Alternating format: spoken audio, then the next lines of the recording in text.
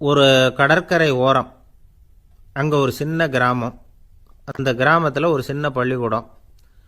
கடற்கரை ஓரத்தில் உள்ள ஒரு விடுதியில் ஓய்வுக்காக ஒருத்தர் வந்து தங்கியிருக்கிறார். பள்ளிக்கூடத்தில் ஏதோ விழா நடக்கிறது மாதிரி தெரிஞ்சுது. உடனே அவர் அந்த பக்கமாக வந்தார். இங்கே என்ன நடக்குதுன்னு விசாரித்தார். பள்ளி ஆண்டு விழா நடக்குதுன்னாங்க. உடனே போனார். கண்காட்சி ஒன்று வச்சுருந்தாங்க. உள்ளே போய் பார்த்தார். பள்ளிக்கூடத்தில் படிக்கிற மாணவர்களே சொந்தமாக தயார் பண்ண பொருள்களை காட்சிக்கு வச்சுருக்கிறாங்க. அந்த ஊர் மக்கள்லாம் அதை கூட்டம் கூட்டமாக போய் பார்த்துக்கிட்டு இருக்கிறாங்க. இவரும் ஆர்வமாக அதையெல்லாம் பார்த்துக்கிட்டே போகிறார்.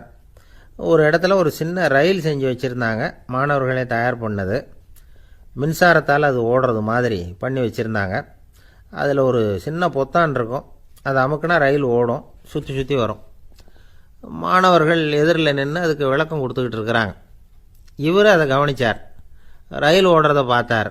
அங்கே நின்றுக்கிட்டு இருந்த மாணவர்கள்கிட்ட விளையாட்டாக கேட்டார், ஏன்பா இந்த ரயில் எதனால் ஓடுது அப்படின்னு கேட்டார். இவர் சக்தியினால் ஓடுது அப்படின்னாங்க மாணவர்கள். அது என்ன சக்தின்னு கேட்டார். அதுக்கு பேர் மின்சாரம் அப்படின்னாங்க. சரி, நீங்கள் மின்சாரத்தை பார்த்துருக்குறீங்களா அப்படின்னார். நாங்கள் பார்த்தது இல்லைங்க, ஆனால் இதை செய்யறதுக்கு எங்களுக்கு உதவி பண்ண ஆசிரியர் ஒரு பட்டதாரி, ஒரு கால் அவர் பார்த்துருக்கலாம் அப்படின்னாங்க. அவர் எங்கே இருக்காருன்னு கேட்டார். இதோ அழைச்சிட்டு வர்றோம்னு ஓடினாங்க. அவர் அழைச்சிட்டு வந்தாங்க. அவர்கிட்ட ஒரு பெரியவர் கேட்டார், மின்சாரத்தை நீங்கள் பார்த்துருக்குறீங்களா அப்படின்னு. மின்சாரத்தை பார்க்குறதாவது நான் பார்த்ததே இல்லை. நான் பார்த்தது அது செயல்படுற விதத்தை தான்.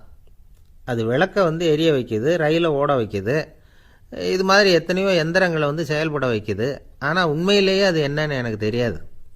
ஒருவேளை இந்த பள்ளிக்கூடத்து தலைமை ஆசிரியருக்கு தெரிஞ்சிருக்கலாம், ஏன்னா அவர் ஒரு மேல்நிலை பட்டதாரி அப்படின்னாராம் அவர்.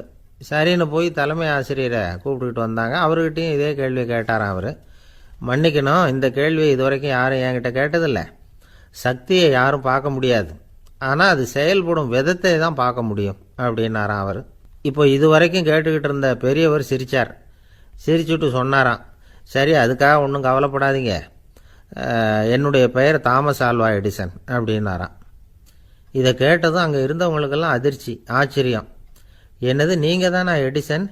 நீங்கள் எவ்வளவு மின்சார கருவிகளை உண்டாக்கி இருக்கிறீங்க, நீங்களா இந்த கேள்வியை கேட்டது அப்படின்னாங்களாம். ஆமாம், நான் தான் கேட்குறேன், ஏன்னா நானே மின்சாரத்தை பார்த்தது கிடையாது அப்படின்னாராம் அவர்.